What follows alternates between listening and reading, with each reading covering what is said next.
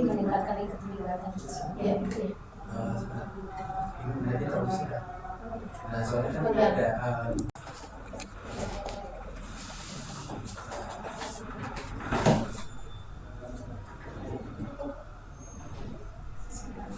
Assalamualaikum Bika. Waalaikumsalam. Apa kabarnya hari ini? Sehat, alhamdulillah luar biasa. Selalu sehat dan semangat gitu ya.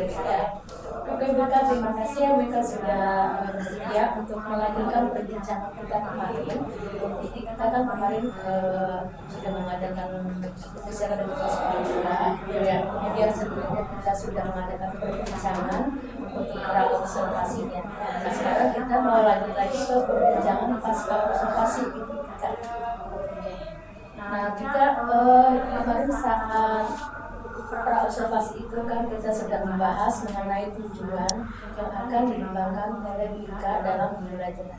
Bika bisa mengulang lagi? Ya.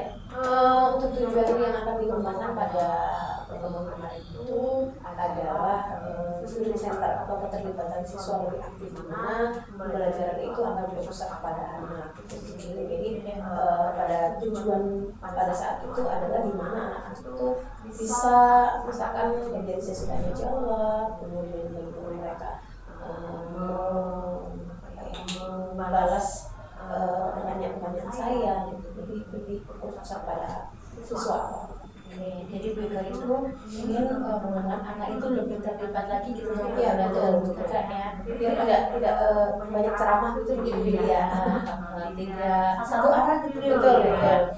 Jadi anak-anak itu juga kan saya lihat itu di kelas Bika itu karena sudah berani gitu ya, mereka semangat, terus berani berbicara, berani mengungkapkan ide-idenya apa. Terus saat misalnya Bu Ika menampilkan video juga anak sudah lancar gitu ya memberikan analisis video seperti itu. Jadi mereka itu saya juga terlibat gitu dan menikmati dan merasa senang dengan materi yang mereka sampaikan. Oke Bu Ika. Nah kemudian Bika selama kemarin itu Bika melakukan pembelajaran di kelas 7 dan 7 ya, itu ada nggak Bu Bika tantangan atau kendala yang Bika hadapi? Ya. Kalau terkait tantangan pasti ada yang dulu kendala dan tantangan di setiap pertemuan karena saya itu melibatkan anak-anak, kemudian belajar digital itu kendalanya pasti yang pertama adalah gawai dan juga internet. Jadi kalau misalkan gawai itu mereka kadang tidak semua anak itu membawa gawai, karena ya kembali pada diri mereka masing-masing, karena kita tidak bisa memaksakan bahwa hari ini harus membawa gawai semuanya. Itu kan mungkin di sekolah kita memang sudah dianjurkan untuk anak itu digitalisasi, tapi tidak diwajibkan, tidak ada bahasa yang wajib bawa HP itu kan tidak ada. Jadi paling tidak kita tidak bisa memaksa mereka untuk membawa gawai, tapi kendalanya itu tadi pasti ada satu dua yang tidak membawa. Itu sedikit juga menjadi kendala saya mungkin pada saat pertemuan ini, karena ini adalah berbasis IT, penggunaan digitalisasi, dan itu adalah medianya adalah gawai. Itu kami harus bersama dengan Bika sangat melihat juga ya.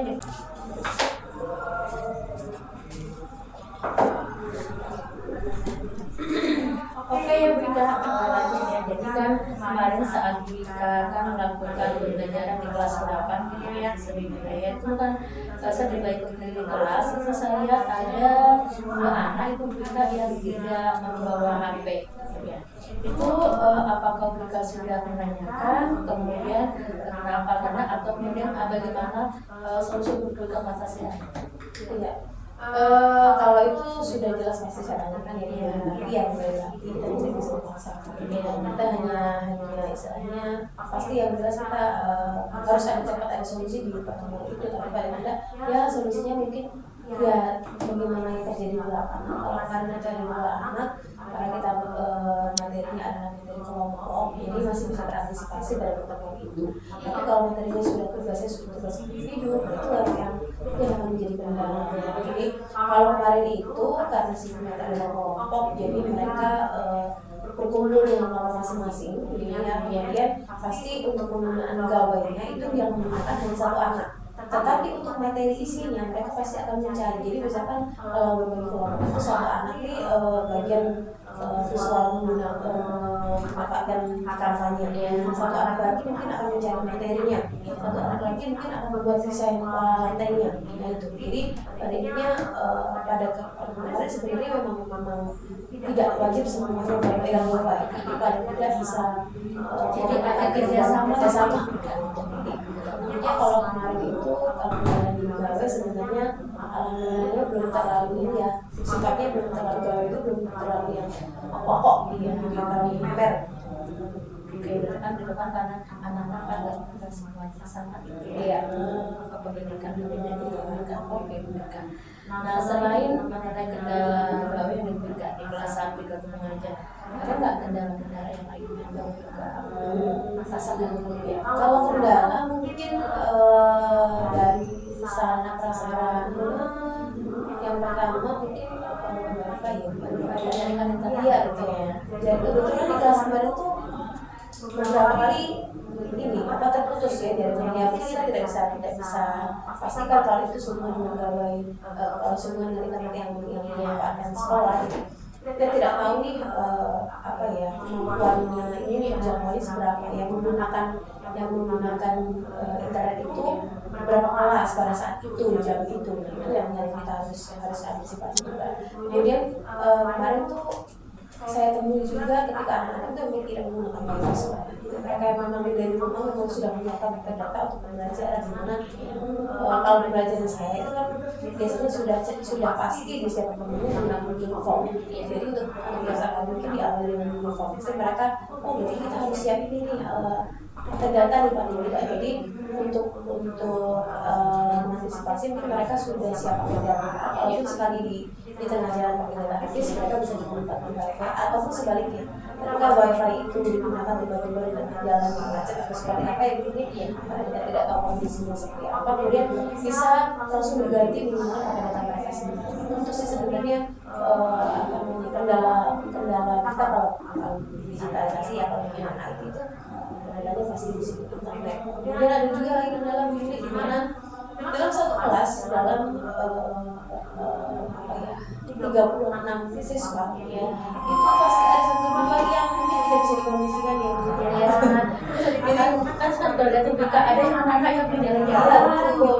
Jadi gimana caranya buat jam pembelajaran bisa efektif ketika anak-anak itu bisa fokus kepada instruksi kita. Ketika di dalam 30 anak itu masih ada 1-2 anak yang mungkin sudah dikasih tahu untuk duduk, kemudian silakan melihat LKPD yang sudah dikasih apa. Nah itu masih di semua fase masih ada kendala. Tapi bagaimana caranya kita untuk mengatur bagaimana semua instruksi kita itu didengar oleh mereka. Nah berarti itu kan ada anak yang jalan-jalan. Ya, kalau begitu gimana hubungannya dengan gaya belajar anak? Nah itu lebih ke diferensiasi mungkin ya Pak Yuli.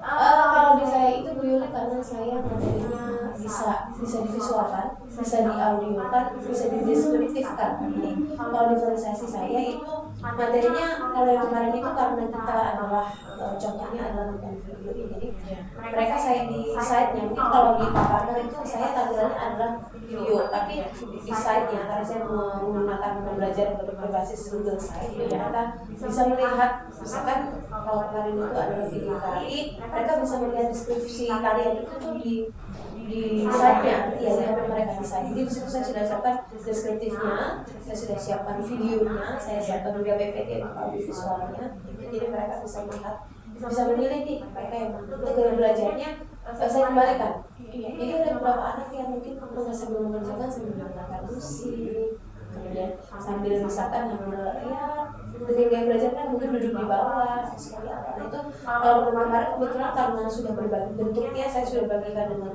kelompok satu ada di ujung, di sini. Mungkin mereka dengan gaya belajarnya ada yang menggunakan musik. Itu seperti itu.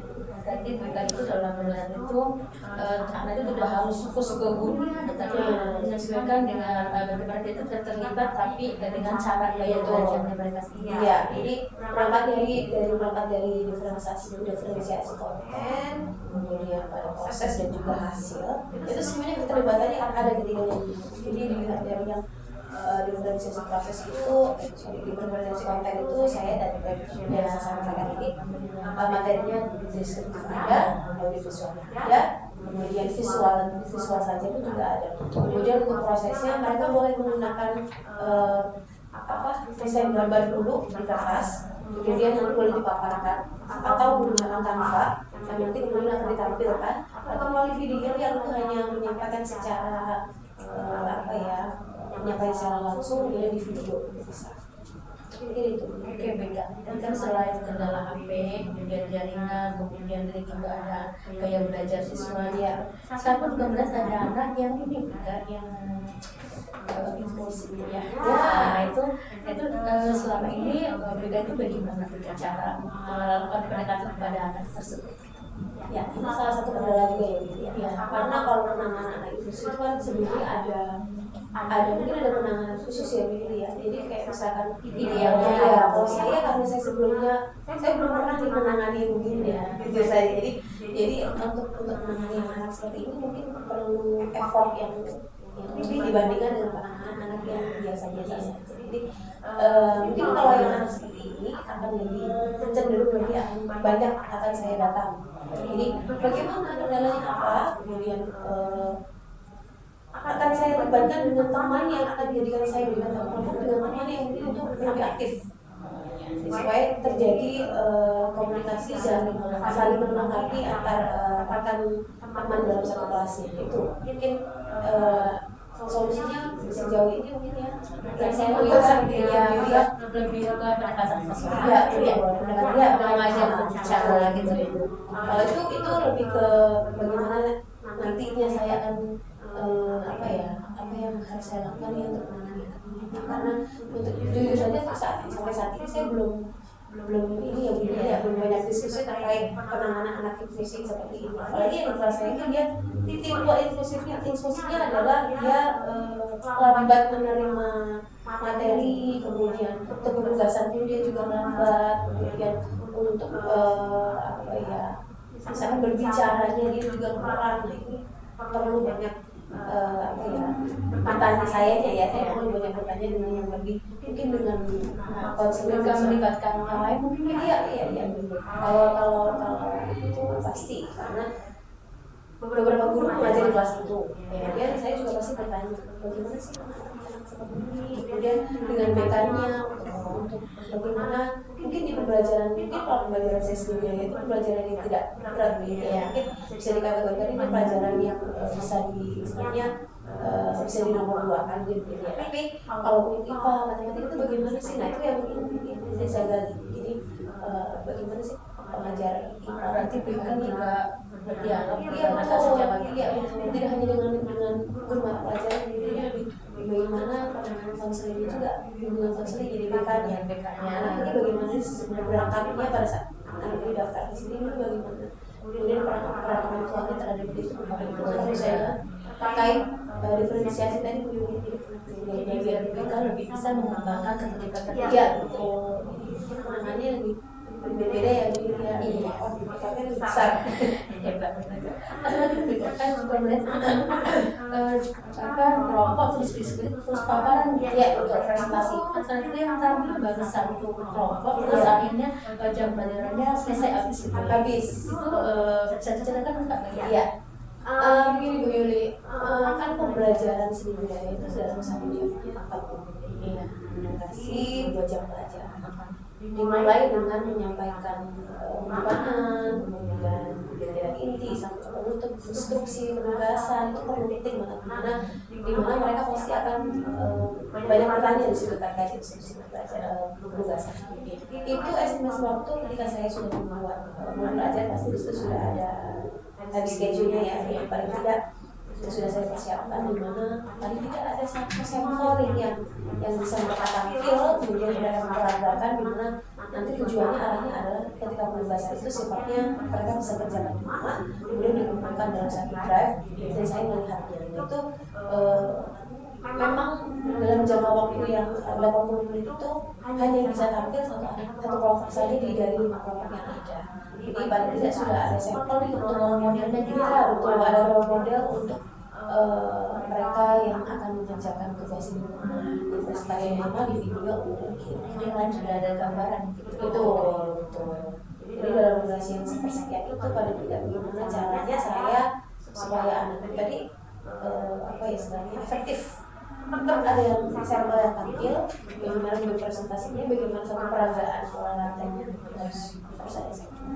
Mungkin itu sih dulu itu kan tadi ada tantangannya, dan udah ada solusinya tidak berikan. Kemudian juga untuk kedepannya nih juga ada nggak rencana tindak lanjutnya gitu? Jadi kendala tersebut ya.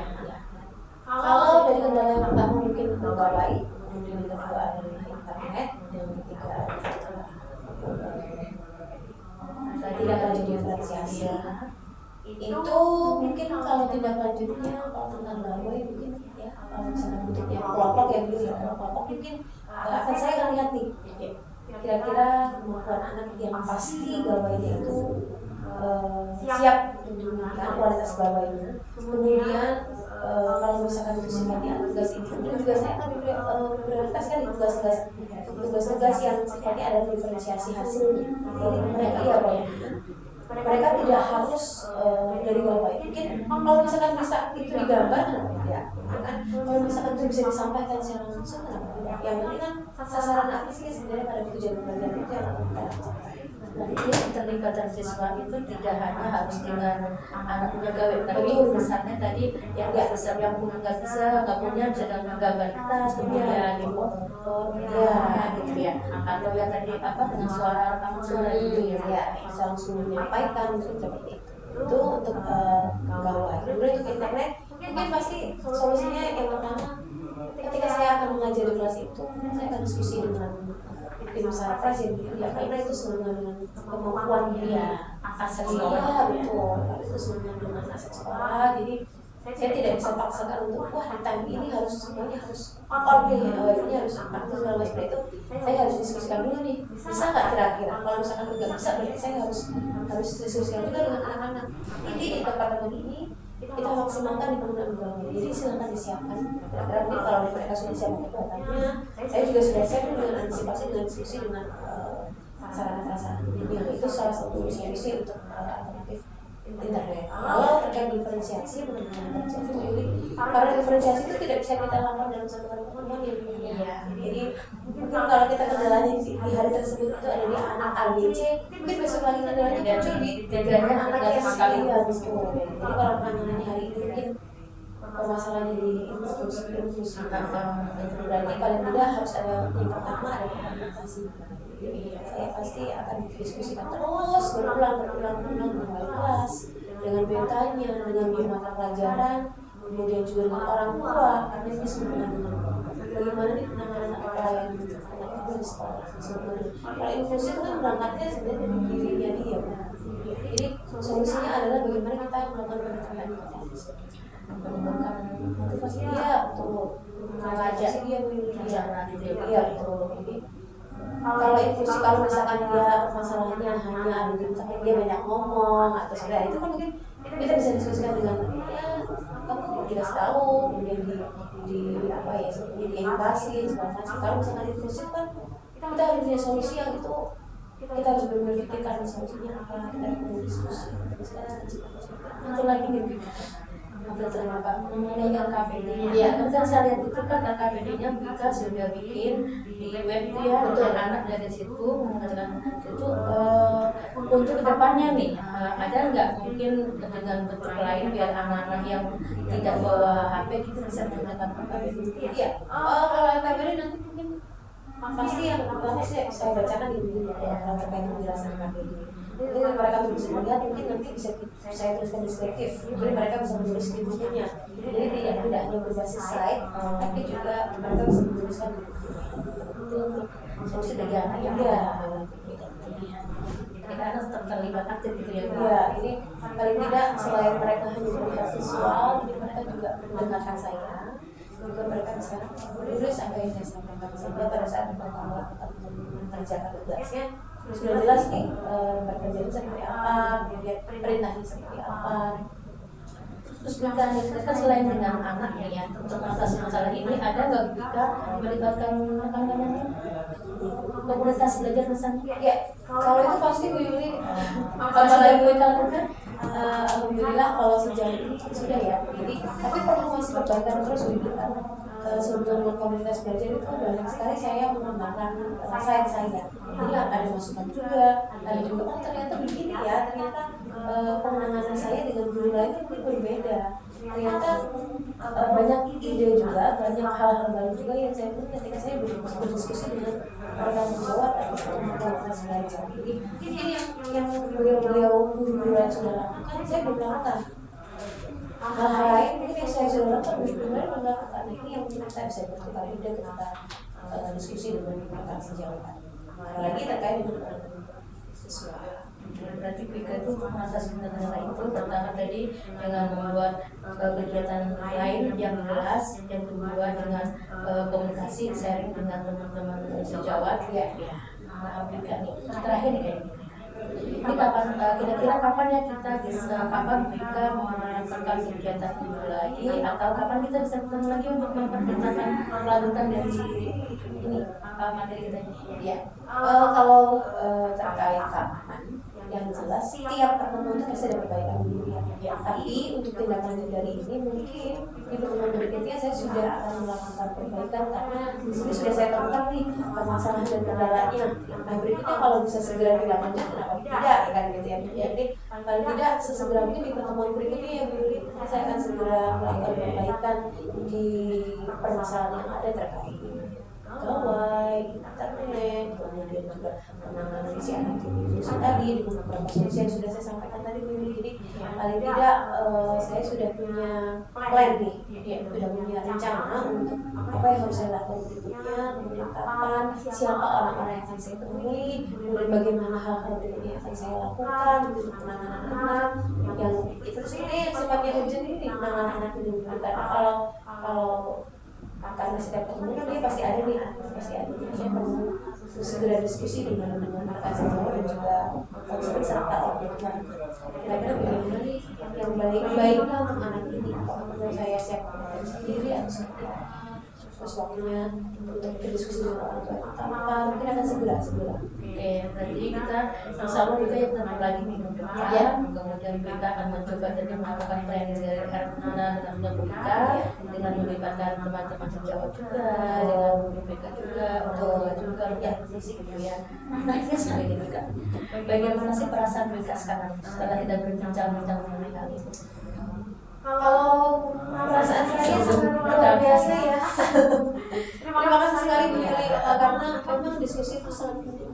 Karena tanpa kita sadari komunikasi diskusi itu merupakan hal yang misalnya kita bicara gitu. Oh iya Mbak. Akhirnya dengan diskusi ini ternyata saya kurang di sini ya Bu Yuli. Ternyata saya harus perbaiki di bagian ini. Kemudian dengan apa yang disampaikan Bu Yuli itu memancing saya untuk saya harus berkomunikasi juga dengan orang tua yang kebetulan sampai hari ini belum saya lakukan juga. Jadi ini dari diskusi yang sudah kita lakukan ini ada beberapa hal yang sebenarnya di awal ya.